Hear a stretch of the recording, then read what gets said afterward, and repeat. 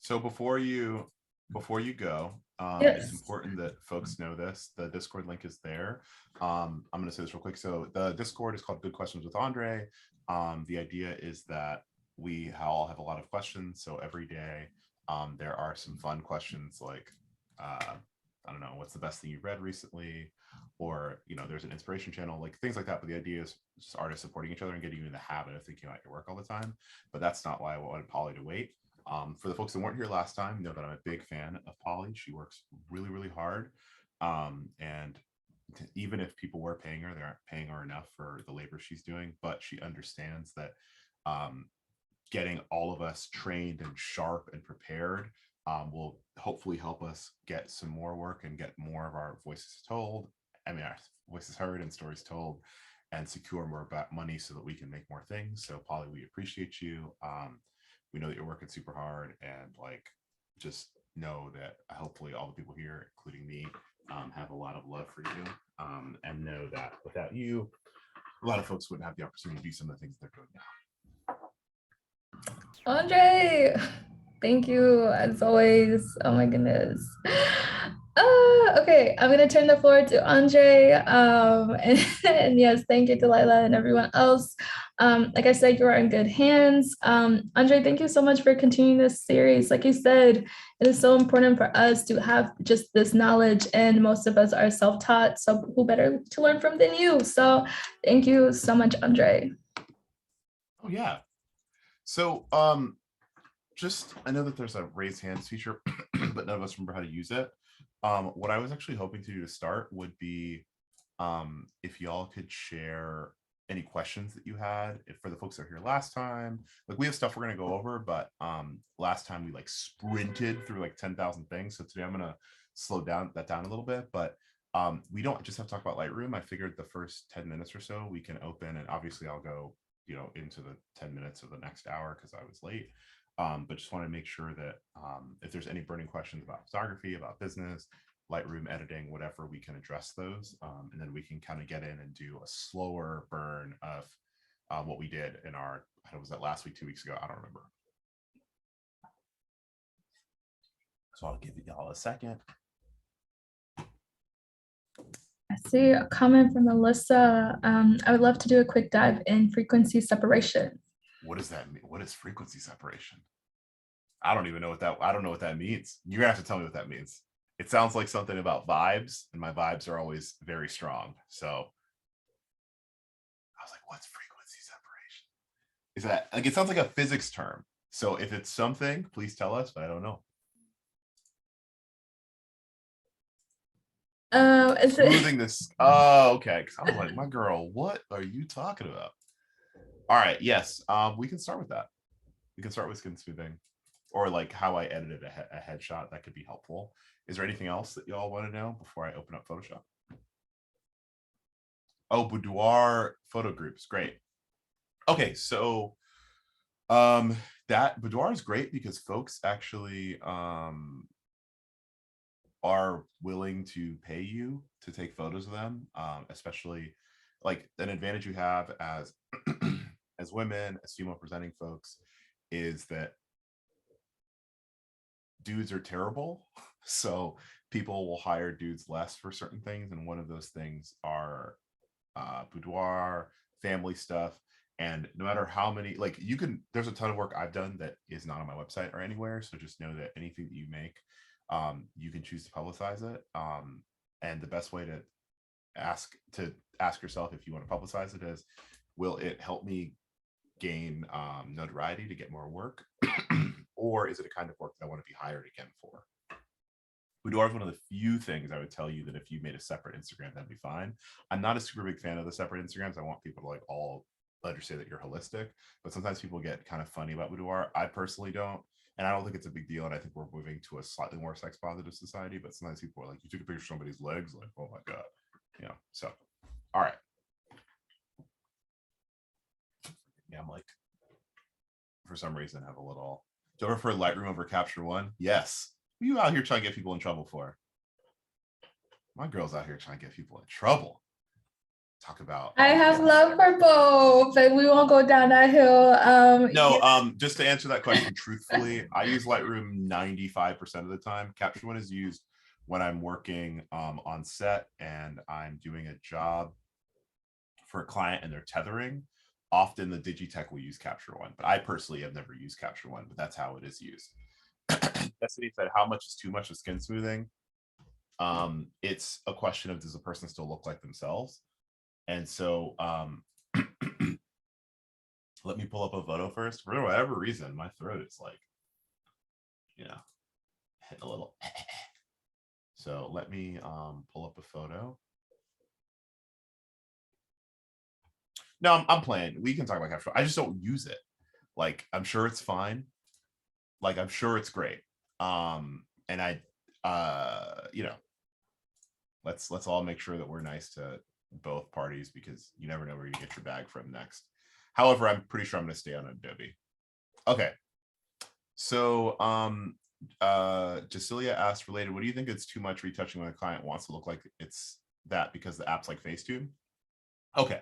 So let's talk about retouching. So your job with retouching, I'm going to do a couple examples, but first we're going to start with a beautiful black man. Let's shout out this photo Tyrod Taylor I took for Bleacher Report a couple years ago. These were for like a fashion week thing about, you know, athletes kind of being important as models because they are like ideal in their minds. The dudes they have are ideal body types. So I don't think anything's wrong with Tyrod's skin, so that kind of makes it tough. But let's say for whatever reason, oh no, his skin is too nice for this. We gotta get somebody else. Hold on. I'm about to pull Tyrod up, but I don't think that let's use this photo of Janelle. So yeah, let's use this photo of Janelle. She has some makeup on, but you can see like just a little bit of like forehead lines. Let's pretend like those matter. And actually what we're going to do for last time, the folks remember, we talked about versions, which is a way, if you can, everyone see what I'm doing? Just making sure. Yeah, he has nice skin. I'm not going to front. Tyrod's skin is beautiful. He's a very nice man. If we go to versions, remember what you can do with versions is you can make multiple versions of the same edit. Melissa, keep that question. Everyone else asked about skin retouching, so we're gonna spend about 10 minutes on it, and then we're gonna get down to what you're talking about. Not trying to, just trying to tear it out. So let's make sure that we have this version saved as, let's say, edit 1. And this is cool because I can look at this first edit, or I can go back to the original photo, and you can see the changes. I edited this years ago and probably done it differently, but let's choose this photo. Now, one of the cool things about Lightroom is I can right click and edit it in Photoshop. And since Lightroom is a part of Adobe Creative Cloud, it's easier for everything to be integrated. So we're just going to let it verify for a second. What we're going to do is, if I'm going to really be working on, let's say these are headshots for Janelle. She actually is an actress, been on Broadway. She's been on an SVU episode. She's done a bunch of things. Also, when she was on Broadway, I bought my mom and my aunt tickets to the show, and she let them go backstage. So all Jamaicans are there for each other. All right, so now you see that it opened up Photoshop. I'm just going to give you like a quick little rundown of Photoshop really fast. If you never used Photoshop before, on the left-hand side are your tools, and the right-hand side is kind of how you organize those tools. So the first thing to point out is there's this thing called layers. And the way Photoshop works is, like, here's like a postcard pack I have. The way Photoshop works is, like, you can make edits to different layers of an image, so you can isolate your edits in a really specific way. But also, like, if you think about it like this, you can like take this photo and place it on top of this photo, and all you see is this photo. Layers is kind of like, it's a sandwich in that you can taste everything, but what's on top is what you see. So what I mean by that is, I had someone ask about dodging and burning. So first and foremost, this is a headshot for Janelle. First, I would want to zoom in a little bit. And I would say to myself, okay, I want to like brighten her eyes. So this is our background layer. I always treat this layer as our base. I try not to edit it at all. You'll also see that it's locked. That doesn't really mean a whole lot, but you can duplicate your layer, and now you have a second layer, and let's just call this base layer. Now, the reason I call it base layer is I'm going to be doing my dodging and burning on here. You can also name it, if you double click, you can name it dodge and burn. Excuse me. The way dodging and burning works is for the folks that used to do film, when you'd photograph a thing, then you'd go into a dark room, you'd pop the film canister, load it into a loader, drop it in. Oh, can you write on my screen? I guess, whatever.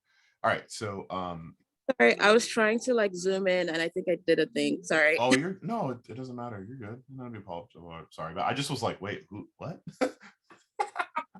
Zoom. All right, so you I forget now. I completely lost my train of thought. Okay, dodging and burning. You would take photos, pop them out, put them into a loader, close the loader, put chemicals in it, develop the film, dry the film, then you take it in and put the film into an enlarger and like put an image in. Now, what dodging and burning would say is like sometimes the whole image isn't like exposed the same. So like maybe her hair is too bright or too dark. And so dodging would mean that I would take something and cover that part of her hair as the enlarger is coming down and just block it so that that air is lighter. That part is lighter because it's getting less light to expose the print. And burning would be covering everything and then just darkening one area by adding more light to it. So that translated into Lightroom this way. Dodging, if we go right over here, you'll see it pops up. It says dodge tool. It is also the O shortcut. And there's also burning underneath it and sponge. I don't use sponge as much, but if you hit the brackets, right now what I'm trying to do is I'll always try to brighten underneath someone's eyes a little bit and then brighten their teeth just a little bit. The thing to keep in mind is in the top bar of here, there is the size of the brush. You can change the tool, dodge the burn. Then it says range midtones and exposure at 12%. Now remember, in an image like we talked about last time, there are highlights. So if you look at me right now, the highlights would be like my edges of my headphones, the white walls. There are midtones, which is like my skin, just the general most of the image. And then there's the shadows, which is like this shirt, the corner of these Nikes or these Jordans or whatever. And so what you want to do is midtones is good. You don't want to be brightening highlights are already super bright, and if you brighten shadows, it can be kind of dangerous. And then you also want your percentage of your exposure to be down really low. Now you're probably like, he didn't do a whole lot, right? Okay, well let's turn off this layer and see what it looks like. Oh, this move? Oh, it moves also. That's not great. Hold on. Moved it slightly. All right, let's try this again. Dodge and burn. So we're gonna go underneath her eyes, go underneath her eyes, go over her teeth. Now let's see before and after. Just gets a little brighter. And it's interesting because like since none of us sleep and we age, we get bags on our eyes. And so getting a little bright underneath there just gives a little life to it. Now like where might I burn? So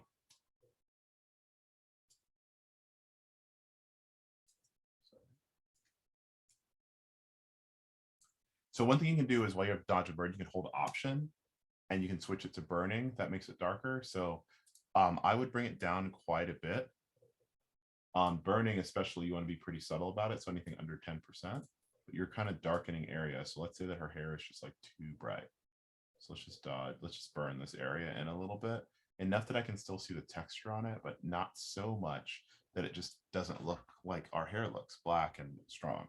So now let's turn this off and on again. Look at how we're just adding a little bit of contrast. We like lost the darkness under her eyes, but then our hair kind of gained a little bit of pop.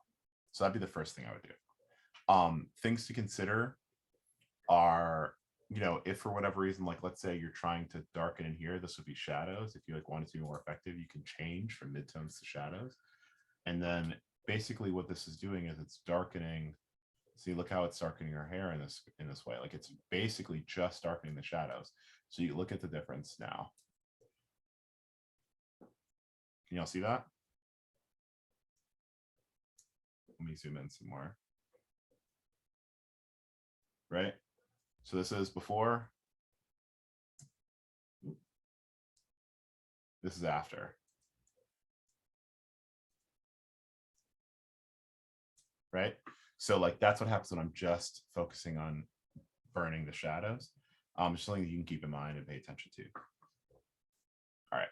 So the next thing I would do, talk about skin smoothing. Janelle's skin looks great, but let's pretend it doesn't. Yes, subtle edits, always subtle edits. You don't want someone to look at this and be like, who the hell is that? Right? You do not want that reaction. Like other people can do that. That is not the nature of your work. Your work is amazing. It is subtle. It is helpful. And also, I just think it's a bad precedent for us to edit people to oblivion. I think it makes us all worse off. It makes us feel bad about ourselves. It makes our subjects feel bad about themselves. So next thing I would do is something to show y'all. There's this thing, if you go up to filter, and not filter like an Instagram filter, there's, if let's say for whatever reason you're like, oh, like this isn't sharp, I made a mistake, you can sharpen your edges. Oh, dude, of course you wouldn't show what I need you to show. Sorry. You can go to Unsharp Mask. That's actually what I want to do. Unsharp Mask is great because you can like click to different parts of the image, and like let's say for whatever reason I don't think that's sharp enough, there's a whole thing called preview. So if you turn preview on and off, you can see how much sharper Unsharp Mask is. It's a nice tool because it adds some sharpness, but it doesn't like blitz. If you notice, like her skin still looks like her skin. If you add in too much sharpness, what can happen is like the lines, because sharpness makes all the pixels sharper, and like let's just see what happens. Let me make sure that you can see her face so you can be really horrified. None of us want this. This is horrible. It's terrifying. Don't do it. But if you add something subtle, you can really see like a little bit of shift and a little bit of sharpness. You can see it in the texture of her hair. You can see it right on her eyelashes, like just little things. Basically, like these are all finishing touches, like your icing on the cake, but your base cake is still good. So now that we've talked about the Unsharp Mask, what I should have done is made another layer there, but I was kind of speeding. Let's duplicate this layer one more time, and we're going to make this our skin smoothing. So what I do here is I go over to hit B, and there are several tools here: brush, pencil, color replacement, and mixer. Brush is kind of like what Demora did on accident, where there's like a random red line in here. You know, I don't really use pencil all that often. And the thing that's interesting about Photoshop is I would tell you, figure out what you need to be doing and then Google how to do that. Don't just be like, I need to learn out what all the tools do, because it's more effective to know why you're doing something, because then you're more motivated to finish it than just like, you can have a cursory knowledge of the tools, but like dodge and burn, for example, you use when you're trying to make things lighter or darker. Anyway, so now what we're going to do is we're going to zoom out just slightly. We're going to mix your brush. We're going to hit Hold Command Option, and we're going to pick an area to source from. So sourcing from being like, we start paint, all the painting we're doing is going to source from this area. It's going to, where does it start from? So let's pick this area for skin. Now with the mixer brush, you make a bunch of small straight adjustments across. And even this, if you're not careful, right, you want to keep picking these spots, because you don't want to like, for example, if you notice her skin, let's turn this off for a second. You notice that her skin is obviously lighter, closer to the light, but she's a dark skinned woman. I want to make sure that I'm showing that. So notice that I'm continuing to source new spots. You can tell that by the tool is changing from this circle all the way over to this like thing where it's showing you the top is what it's sourcing from, the bottom is where you are. And so does that make sense? So it's showing you what it's going to look like. So like here, for example, what it's sourcing from where you are is close, and you want these tools to be pretty close to each other, so the skin looks as smooth as possible. I'll say this again. This tool, okay, if you come up here, it's showing what I'm sourcing from is super bright, but her skin is darker than this. So I made a mistake. I didn't really make a mistake. I'm just trying to show you, but you're trying to make sure the mixer brush is sourcing things that are close to where they are, so that her skin doesn't look wild. Now, obviously, we're not going to leave it like this. She'd look ghoulish. Do not tell her I did this to her skin. But you see the mixer brush kind of drags the tool, so you want to avoid eyebrows.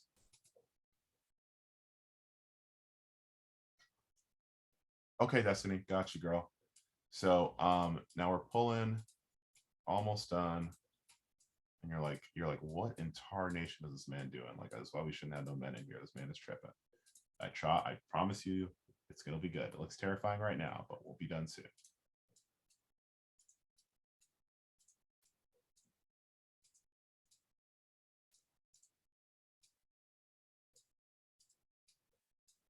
Oh, it's just like contouring. Hopefully y'all are somewhat familiar with the concept, so you understand. Oh, too far on her. Okay, so now we have something. Before, after. Now, oh, I forgot. I need to make sure I get under her eye too. Because like you just want to lighten those up a little bit. All right. Now, remember in Photoshop, there are layers, but then there's things you can do to the layers. So you can like change it so it's like lighter or overlay or soft light. Don't do any of that. Oh. And then on the right, there is opacity. Now, this is what you want to pay attention to. Opacity is like, once again, if this photo's on top of this one, if I start to make this top photo lighter, you can start to see this one come through. You guys have seen people make digital double exposures. It's kind of like that. So what we're going to do is we're going to turn our opacity down a bunch, all the way down to something like 14%. And now let's look at her skin before, her skin after. Notice how it's just kind of giving her like nice smooth light across her skin. She's still dark skinned woman, still looks good, but we're just giving a little bit smoother skin. So even like under her eye, like it's all just a little smoother.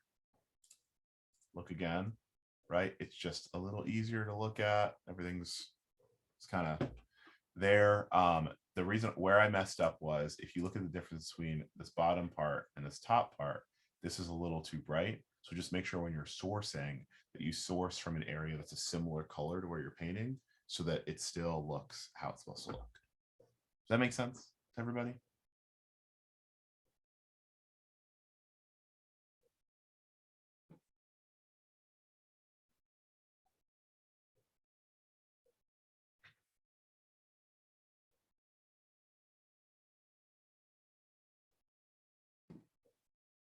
Cool. All right, let's keep going.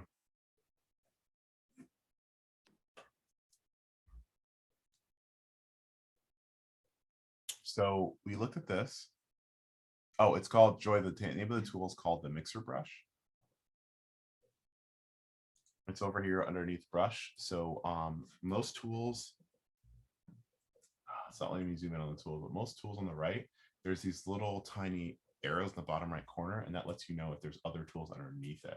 So like, for example, the lasso tool lets you select stuff, but there's the polygonal lasso tool, which helps you select more in a shape, and magnetic lasso tool, which selects like you'll put a point and then it'll magnetically be connected so the lines are straighter. Melissa asked, is there a reason you changed the opacity versus the setting to soft light or overlay?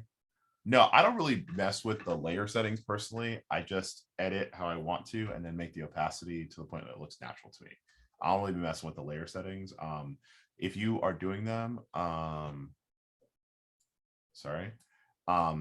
example, like there's a good, like if I'm trying to do something that like looks really futuristic, I could play with it in this way that I think folks will probably find cool, but I'm like not, you know, like look at how like if I got a hard mix, like it just does really different things. Cool. All right, so I'm going to go back up to answer. Okay. There's a question I wanted to find. Destiny, how much is too much? It has to still look like the person. This I think is even borderline. This is a touch too much. I need to go tone it down a little bit. You are trying to accentuate someone's best features, minimize things that maybe are unhelpful for them, but you're not trying to completely reshape their face. That's not your goal. And it's important that you tell clients that ahead of time. Setting expectations is a key part of being a good photographer. I don't know. I wouldn't let them face tune my photos. I hate when people edit my photos after I edit them. I'm really against that. All right. Melissa asked, tips for shooting and editing products to try to score brand deals. Melissa, could you maybe turn your audio on and explain this a little better? I don't really, I mean, I guess it's sort of a personally tailored thing to how you shoot, but maybe just some tips for how to make photos stand out. If you're like say I wanted to take a pair of Nikes and like make them stand out in the photo so that maybe Nike would be interested in, like doing a collab or something like that. I would tell you that I wouldn't do it that way. I would tell you that the best way to eventually work with Nike is, Melissa, where do you live? I live in Los Angeles. I mean, I use Nike as like a huge No, example. I know. I'm not trying to like be mean. What I meant was like, if you live in LA, so the cool thing for you is there's like a ton of boutique sneaker shops. So what I would do is, and like the thing is, everyone needs things for Instagram, for web. I would reach out to one that's a little smaller, maybe female owned, and say, hey, I'm trying to do more work in this space. Is there a test shoot or anything that you could use help with that I could do in under 2 hours, just for free, so we can see how we work together. And then if we work well together, we can work more in the future. I would say that like the most important thing is like, this isn't often, but this isn't all the time, but often I find that people that reach out from social aren't always clients that I want. So what I would say is build in the opposite direction. So start with what you want to be making, find whatever's local to you and easier for you to practice your craft some on, record your process so you can make it for reels or whatever, because people are really interested in how you work, and then just shoot the hell out of it and keep doing it a couple times until you feel like you're in a good spot. And then I would reach out to whatever you believe the next level of people in the situation are. So you could say, hey, what's up? I really love what I would do is, after working with local people and things, I would reach out to, I would look for things on Adweek and see, oh, Adweek said that this last Nike ad I loved was made by these 4 people. And I'd reach out to them and say, hey, I really love this thing. I thought it was really beautiful. And I'd love to understand what that process was like for you, because I would love to make something not just like this, but in a vein that empowers X, Y, and Z. And then what I would do from that is just make sure that by this time, your examples, the personal work, the client work you've done, there's 5 images that are very similar to the style that you're trying to work with. Cool. Okay. Sorry.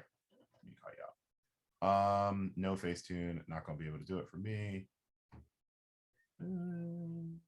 Designer eye bags. Lols. Okay. How do you treat editing textured kinky curly hair? In traditional class, they teach us the smooth flyaways, but curls and kinks are mostly flyaways, let's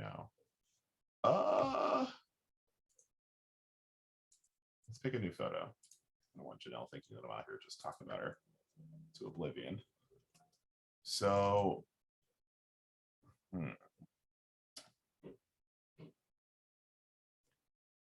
I need a photo that will give us actually probably some photos from Jordan on this one. So generally for me, unless there's a spot, like you see there's a little spot in her hair, I would fill that in. I would just let that shit rock personally. Because like for example, in Lightroom, oh yeah, Morgan's great. Tell her what's up. So what I would do is I'd go over to the healing brush. Remember we talked about this last time. In Lightroom, there is a, oh no way. I'll tell her, just next time you talk to her, tell her what's up. I will ping her later. But remember there, we talked about the healing brush. The healing brush has 2 options. There is the clone tool and the healing tool. The clone tool is helpful where, like, let's say we're taking a photo of me right now and there's like trash right here, like we're on the street. The clone tool will clone, like help you get rid of like stop signs, like repetitive patterns, versus if I'm trying to do something on her skin, I want to use the healing brush because it will source, just like the mixture brush, it'll source the color of the area, remove the blemish, but still keep the pixels the same. So here for Morgan, what I'm trying to do is I'm trying to,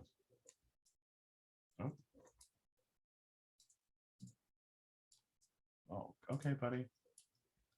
I'm trying to just fill this area in. So I'm going to use the clone tool. I'm going to hit this, and then I'm just going to paint over this area. And then it doesn't look perfect. So I'm going to pull the area that I'm sourcing from. until I feel like it looks close to what that hair should look like. One thing to remember is often when we're editing, oh, my whole leg just fell asleep. Yikes. Sorry. Oh, God, I can't move my leg. When we're editing, we are zooming in so close to get like a very intense, perfect image. But often that's not what everybody notices. You're just trying to minimize distractions. So now look, this is our before, this is our after. And that fill-in looks really natural. So before, after, that's it. So I'm going to find you a different example because I know braids don't really help us here, so I'm trying to avoid those.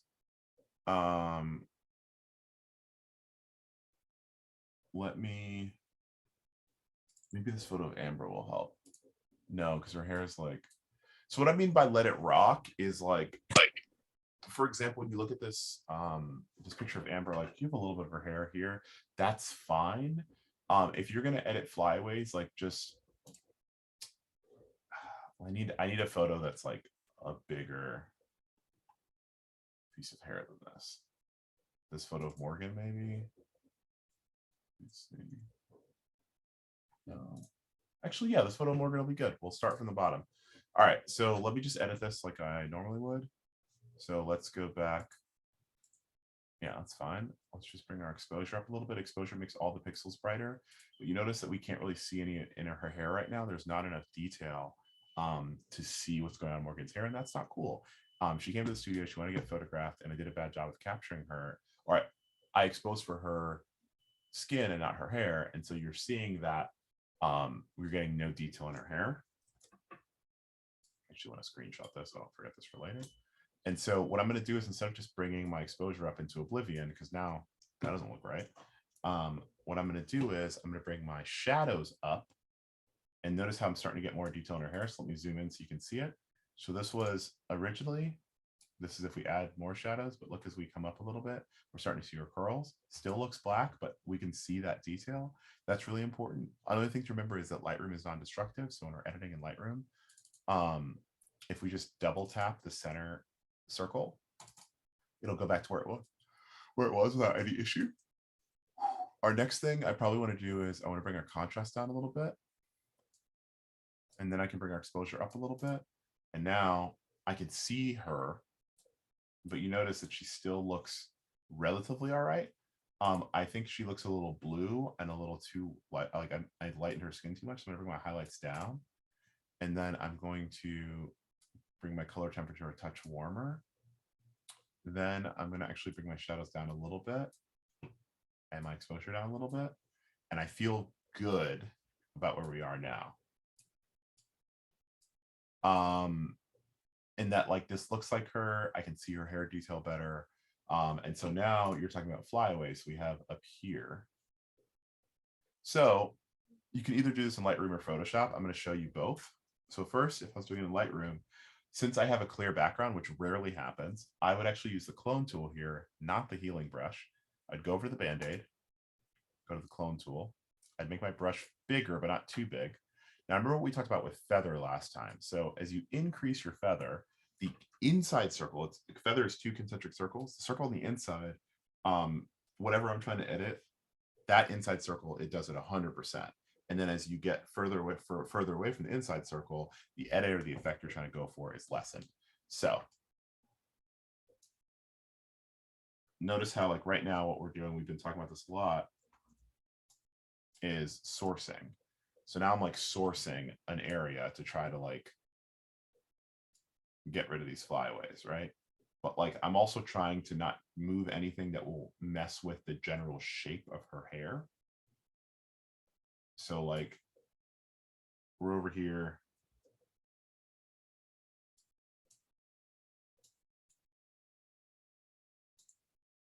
And we're working.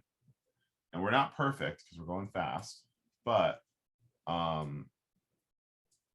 notice how we're trying to just get to these flyaways away, not so that we crush everything. And I know I'm going fast. I know that you need to do more detail on this. And this is why when you do headshots and take photos of people, if you say you're going to do edits, make sure you're really clear which edits you're doing and that you don't tell them you're going to edit 40 photos, because doing this 40 times will take you forever. But yeah, so let's keep going. Let's go down here. And remember, it's important to make sure that I'm sourcing in areas that are similar to where I'm looking. So it's sourcing right next to it. That way the background looks right, because obviously the background will look different. I'm not trying not to cut into her hair much. Let's go over here. This is fine. This we can see. So let's just do this. And then this. I would probably use a smaller brush than what I'm using, but I'm just trying to make a point. And now let's see our before and after. It's not perfect, and we can definitely do a better job, but we're starting to get the idea of the shape because it's cloning the areas around. Weird question, but how do you do that line thing when coming? When cloning? Oh, I was like, I don't know what that means. Who's coming? What? Where am I going? All right, so line thing, you mean like, wait, who's 12? I don't understand. Who's 12 years old? Are there children in here? Oh, I was like, what? No, what? I mean, I'm not saying anything bad, but you know, I don't know, kids in here. You mean this line thing where it's sourcing? The clone tool in Lightroom will always do this because it's going to ask you where you want to source from, and you can just drag it and move it around to where you're going. So the arrow that's pointing, so like if I source from this spot to my face, I have this random white spot on my face, but the arrow is pointing, this is going here. That's what that's trying to tell you. Does that make sense?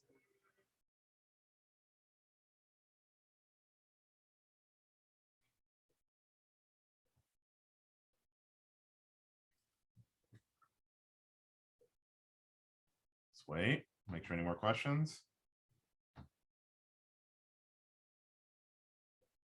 Okay, let's keep going. Actually, this essentially works the same on Photoshop, and I want to make sure that we get through other questions that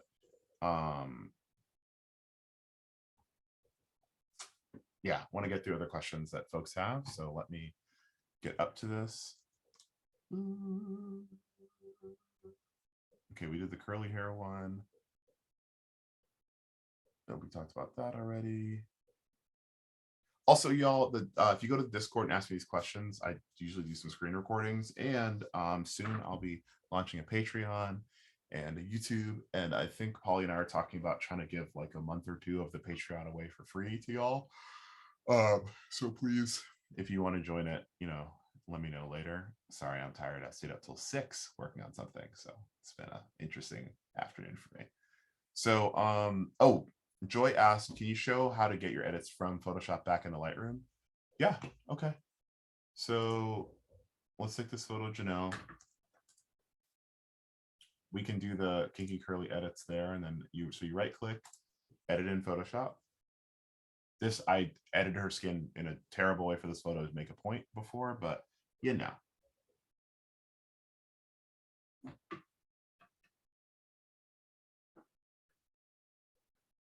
Okay, so it's in Photoshop, and no one actually says this. So it's actually important that you ask this. So thank you, Joy, whether you're 12 or not. I think what you have to say is really important. So I look forward to answering questions. So, okay, let's immediately zoom in, and we'll see we just have like a little bit. And I think it's important here that we know we shouldn't cut in too much, but we're going to duplicate this layer just like we did before. Let's name it. Let's call it Flyaways. Just the reason you do this is later, if you make these edits and you can save the Photoshop files, which is cool if it's a big client, you don't want to go back in a year later and be like, what was this? So what we're going to do is we're going to use the clone stamp tool, which is very similar to the clone tool in Lightroom. I'm pretty sure they're built the same way. We're going to source an area by holding Option. Then we're going to start painting. You see how the thing almost dances with me? If I'm not careful, it'll start painting over where I was. So paint. Let's go this way a little bit.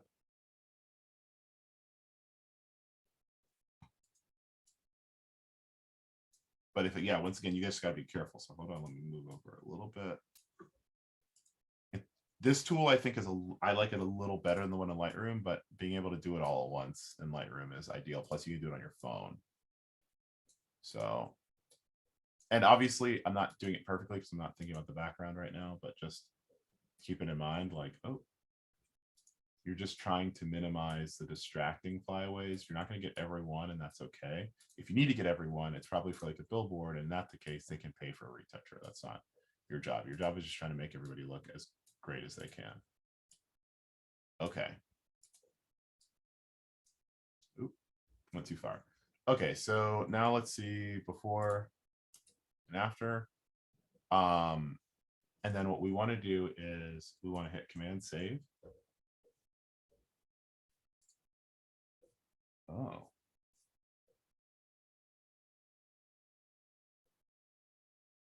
Oh, there's so many comments. Sorry, I missed these.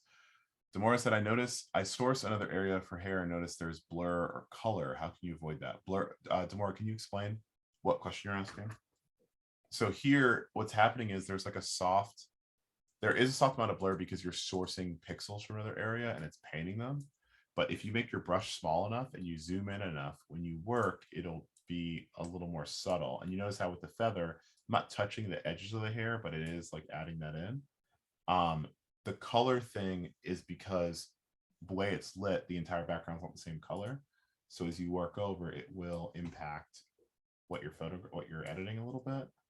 But as long as you get it close, it'll look okay. The thing you have to remember is often, like, work hard in your edits, but also remember this thing I just was learning.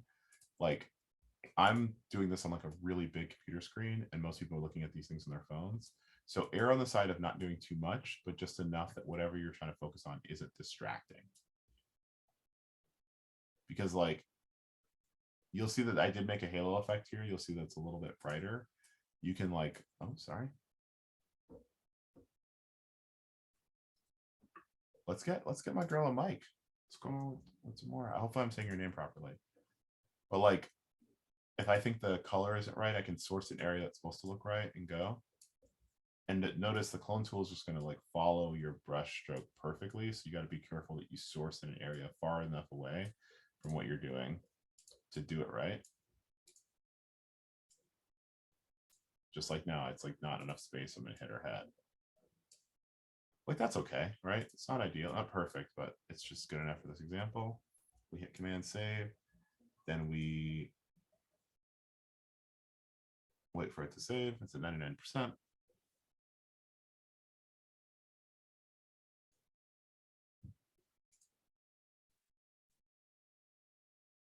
Then, if we close this file, we come over here, you'll see up here it says import from Photoshop, and it'll take like a minute or two to pull the file back over. And then what'll happen is while we're waiting, we'll see it. A little number will pop up here and let you know that there's photos and edits stacked on top of each other. So I'm going to look to see what other questions you'll ask while I wait for that to do that. Does everyone feel like their questions are being asked? Is there something that I'm missing? Is there something that we need to go over? I just had a feeling after the first one that was a sprint that y'all maybe wanted something really specific and more hyper focused today. And assuming it's going well, y'all seem to be excited and that your questions are being answered.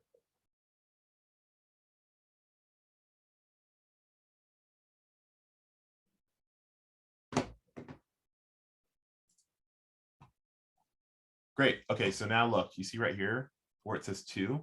If you click on it, now there's the original edit. If you can zoom in too if you want to see it.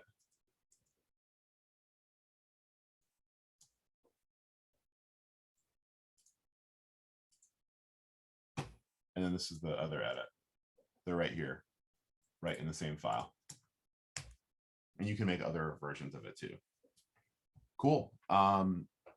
I was gonna do some like Lightroom refresher things, but if y'all have more questions, we have 20 minutes, so we can 100% go through it.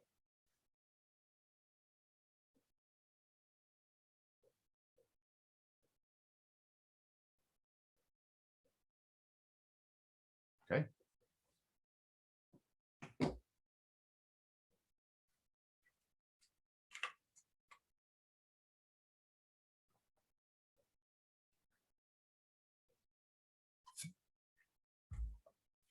Taylor, the best thing I can tell you about Lightroom versus Camera Raw is that Lightroom is Camera Raw with Bridge. It's just how to organize your images. And as you continue to grow as a photographer, whether you're hella established now and you'll grow either way, if you don't organize your images, you're going to have a miserable life.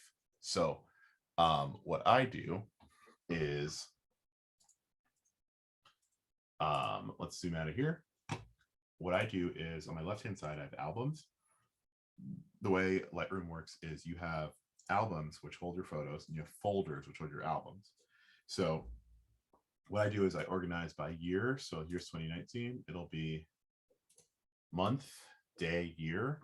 And so show me, that way I can like have the things in order by when I took them. And on the left, it'll say like 1/24, 2021. And that way it's just easier to go back and find them. And then it's underscore client. And then if I work with that client a lot, it's underscore project. So for example, 2021, I have like one or two New York Times jobs. And so, or a couple of New York Times jobs. And so I'll just have like New York Times underscore T magazine, whatever. So that's the main thing that you add. Yes, I'm in Lightroom right now. Yes. No, I manually rename all my folders. Every time I go to import, so like let's just add a photo for some reason. Like let's say I'm trying something on my desktop right now. Let's import 2 photos just for argument's sake. Go to review for import, and here I'll have a drop down and I can put new folder name, and I'd write today is 03/07/2022 underscore black women photograph underscore example. That's how I name it. And then it's also that way on the hard drives I have, so I always can find it.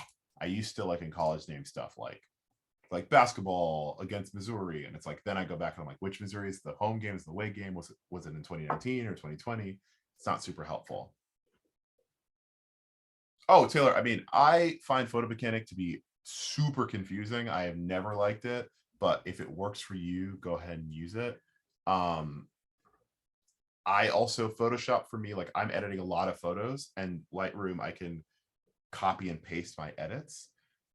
So like, for example, here's a job I did for the New York Times about Ian Manuel, lovely guy.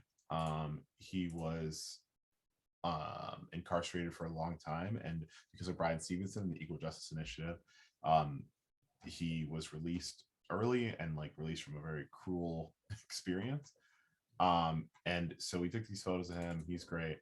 And so after I made this single edit, I command paste, and you see how it says copy edits down here. I could go to a different photo, hit Command V, and paste the edits. And I can do that over the course of several images. So like, let's take this edit that we like. Let's select all 3 of these images and then just paste them across all 3. It's like a really cool thing I can do to like not, because my thing with Photoshop is it's if I'm trying to make finishing touches on singular images, but Lightroom is how I manage my images, organize, export, and edit like 95% of my edits. Okay.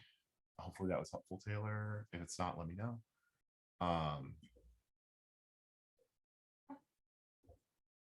In Bridge, where you can rename the individual files, you can also rename folders in Lightroom. I don't really know how to. Oh yeah, copy paste edits is where it's at. So gang, you can do it in Lightroom Classic or this Lightroom. And also if you want to like get really granular, you can go to edit, copy. Hold on, I think it's Command Shift C. Hold on, let me get to the photo. 1 second, everybody. I'm trying to get this exact thing so I know what I'm talking about.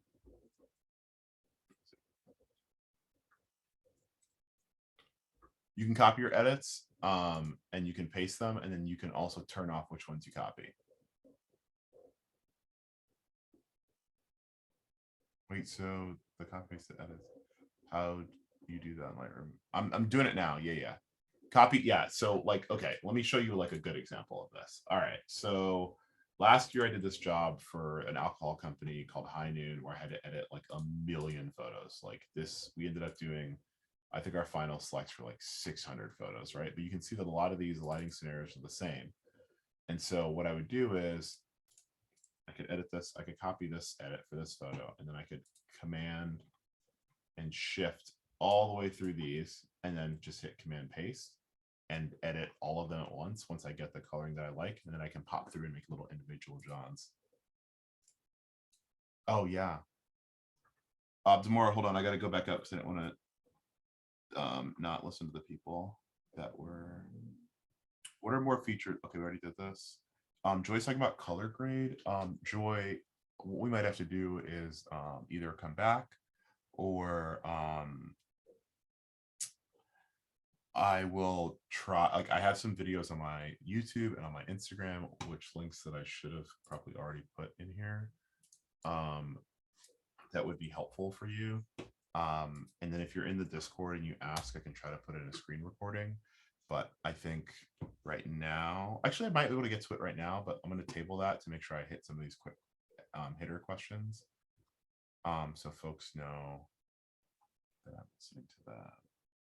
Oh, sorry, Joy. Okay, so Joy, hold on 1 minute. Okay. Okay, Naomi said tips for someone who's starting out in photography and all the functions of Lightroom can seem overwhelming. Okay, so Naomi, what you want to do is you want to ask yourself, what am I trying to do with this image? Straight up. What am I trying to do? Right? Like, let me get an example. So if we take this image and let's look at the original one, it doesn't look punchy. I'm not seeing anything, any interest. And so I actually add a little green to it and brighten it up a little bit. So you can see a little bit of highlight on my friend Dina's face and also on Rachel's face. I forget this woman's name. And like, I know, for example, hold on, let me get the photo I want. I know for these folks, for this alcohol company, for High Noon, they wanted stuff to look, where for it? Where are you? Where are you when I need you?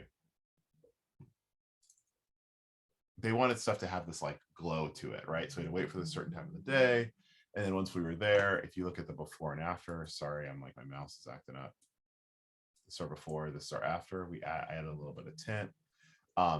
And what's happening is you're going to go in and be like, oh my God, what's all this stuff? Avoid the point curve. Spend some time in light and in color and just slowly move the sliders around and ask yourself, am I getting to what I want to get to? Is it making sense? The thing that's helpful for you is there are presets that are preloaded in, some of them that I built with the Lightroom team that are specific for darker skin tones. So there's premium ones that if you pay for Adobe, you can get. So it's like medium skin, etc.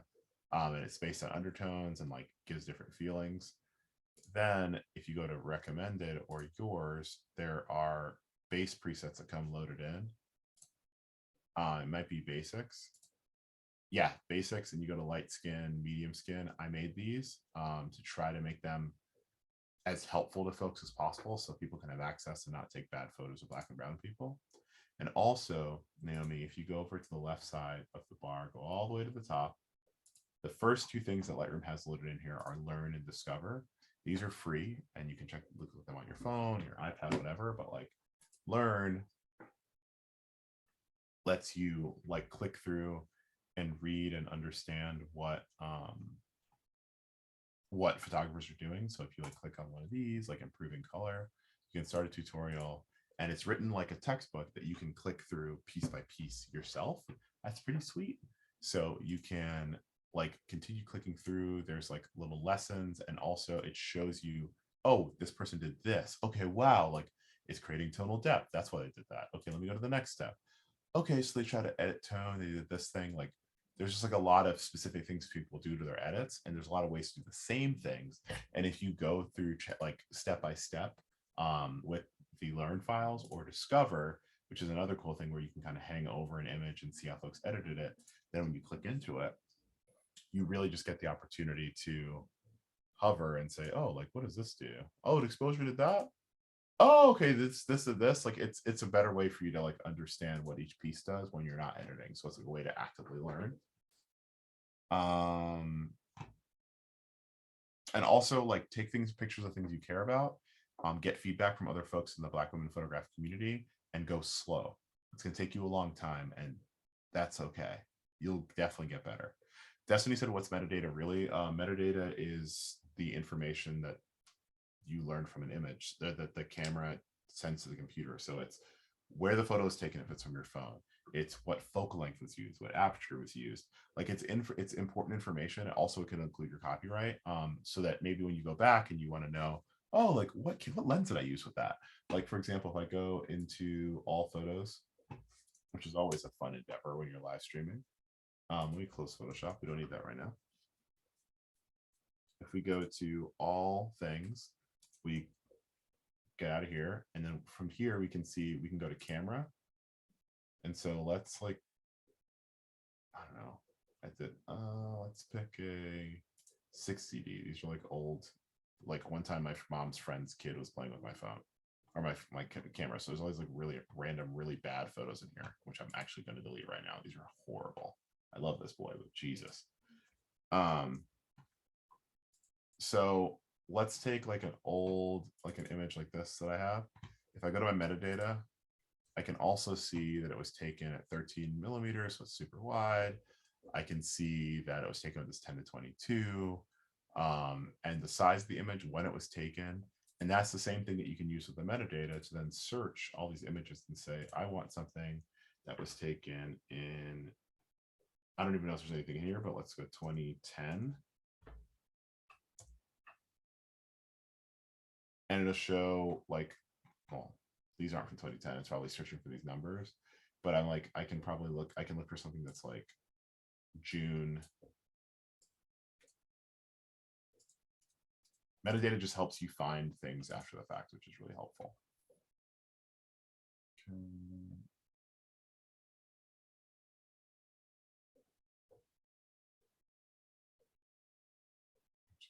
Thank you. Great. Okay. Other questions y'all have, and let me like get back to the color grading question. Okay. So I had the lovely pleasure of doing this job the other week with this agency called Team Epiphany. And so I edited these photos that are popping up now all over the place. So like I forgot to do this in the beginning. Let me just quickly plug myself because that should probably be something I did. So if you go over to Instagram and you follow me, it's just my first name at Aundre.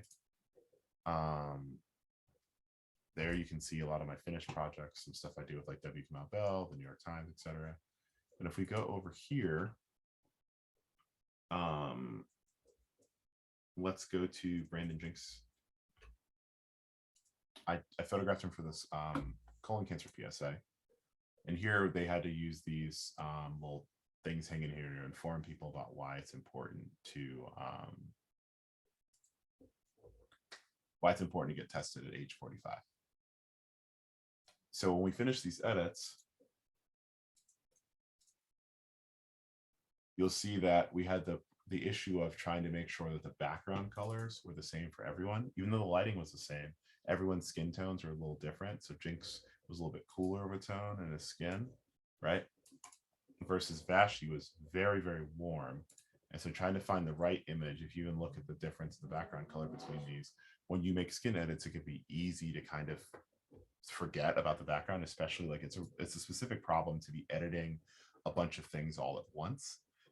Like it can be hard if you're editing things that are going to be seen in succession with the same background. Yeah, I mean, I guess these are goals. These are nice people. I truthfully, do not roast me, did not know who all these people were this week, but I'm very happy I met them. They're very sweet. Very lovely people. Like I had a really lovely time working on this.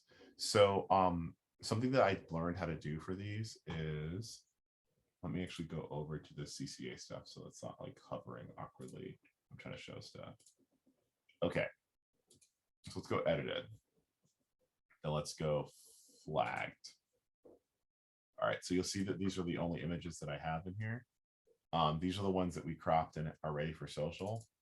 So what I did for these is, if you go over here, so we talked about the edit sliders. We didn't talk about crop. You know what that is? Healing brush. The last one's masking. So what masking allows you to do is it allows you to select a part of the image and just edit that. So if you click on this, you'll see that I just am editing her and not the background. And that's what I did to try to achieve the backgrounds all being the same color.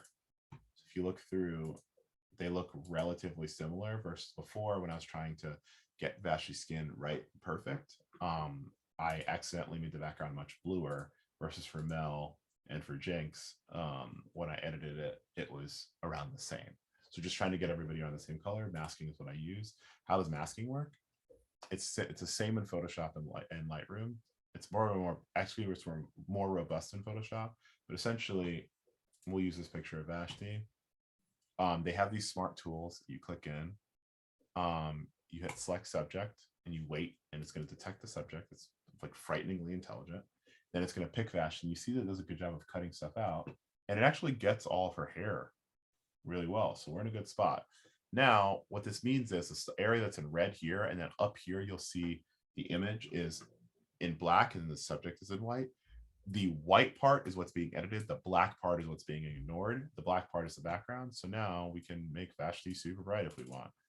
We shouldn't do that, but we can like add a little contrast to give her hair a little bit of punch. We can bring our shadows down because maybe I want her hair to just be just a touch darker. Maybe she's a little too saturated. I can make it a little warmer. I can add a little dehaze. And now we can see like, now we just kind of have a little punch. Does that make sense? And editing her through the mask is easier because it can keep the background together. It's something you can use for headshots, something you can use so you can use all the time, and it's just tremendously specific in when and how you use it. I see Polly's back. She's looking at me. I feel like did I say something wrong? Who knows?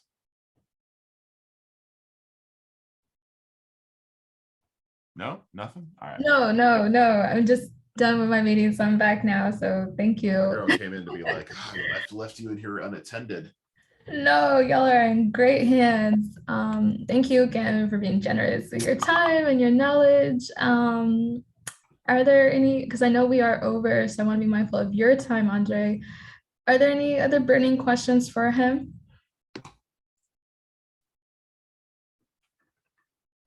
We out here. Now is the time. Again, he's a wealth of knowledge from his experience just in the industry as a kind human being. Y'all really should join the Discord. The number of questions I'm getting from this group is serious. It's like, I like it because I hate when I'm doing presentations and people are just like. Okay, you guys saw something just come in from Taylor. How do you maintain your style while working with brands? Great question. Sometimes it doesn't happen. It's the truth. Sometimes people be out here and they'd be like, this is how you need to edit it. And sometimes people hire you because they were told they need to hire Black people. Is what it is. What you're trying to do though is you're always, if anybody watches The Office, remember season 2, the episode of Ryan Starts the Fire. They have the episode where they have that conversation where Michael is asking Ryan to teach him some business school things. So Ryan says, well, what's more expensive, signing a new customer or keeping an old one? What do you guys think?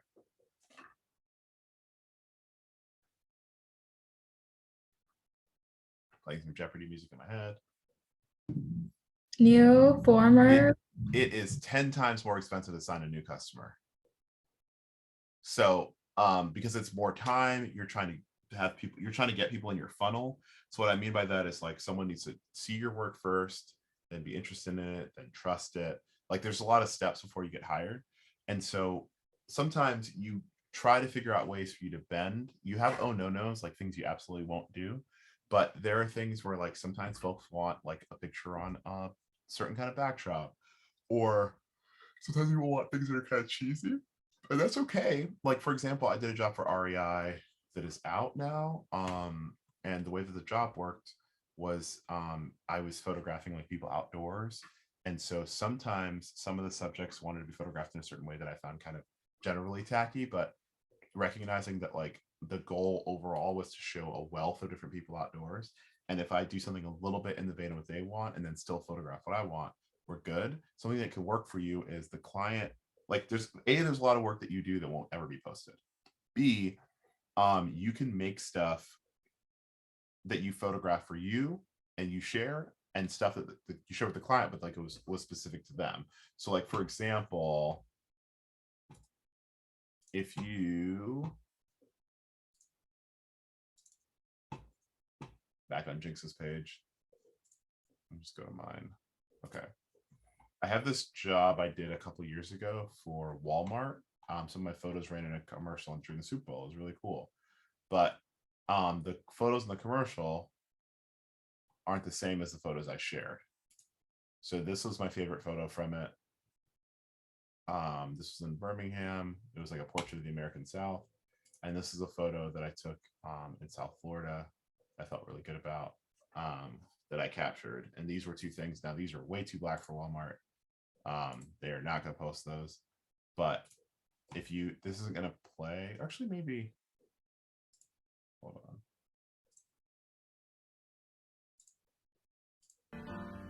Would you really understand it with just that point of view?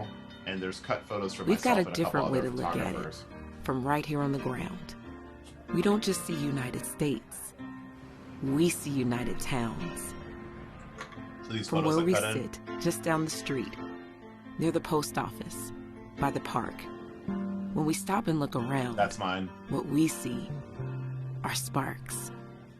Sparks of hope, of compassion, of communities who stand firm.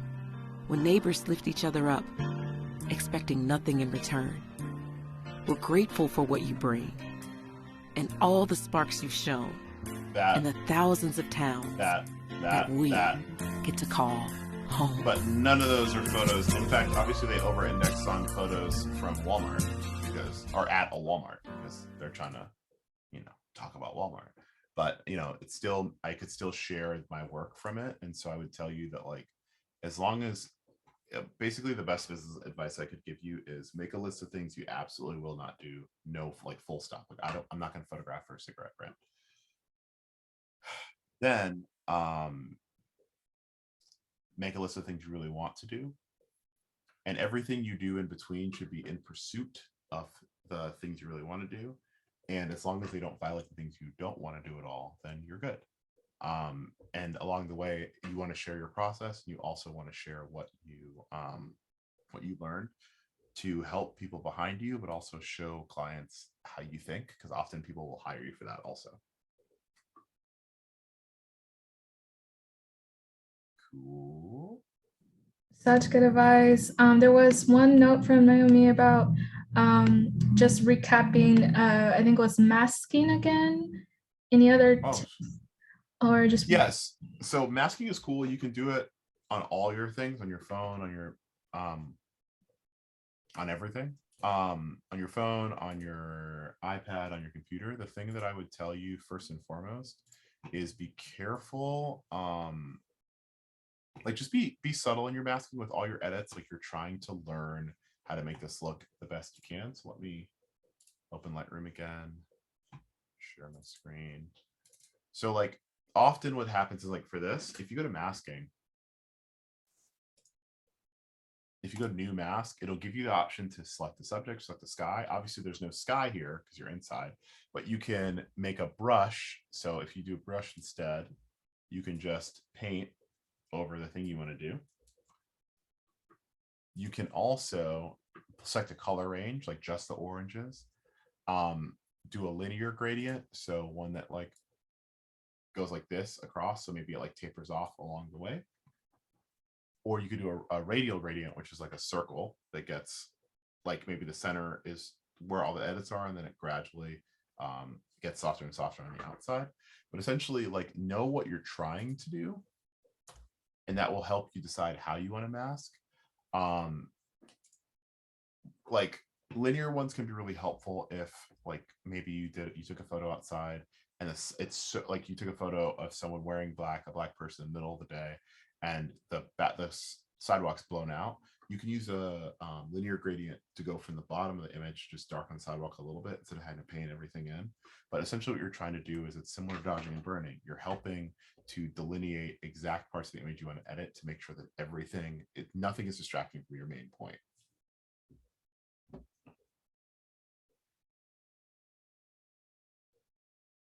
Cool. if y'all have any more questions, unless there's like something quick, please DM me. Please, first of all, thank Polly. Send her some cookies and cakes and pies and give her hugs and stuff. And then it'd also be really helpful if you ask in the Discord, then other people might learn the answer to a question that you're looking for.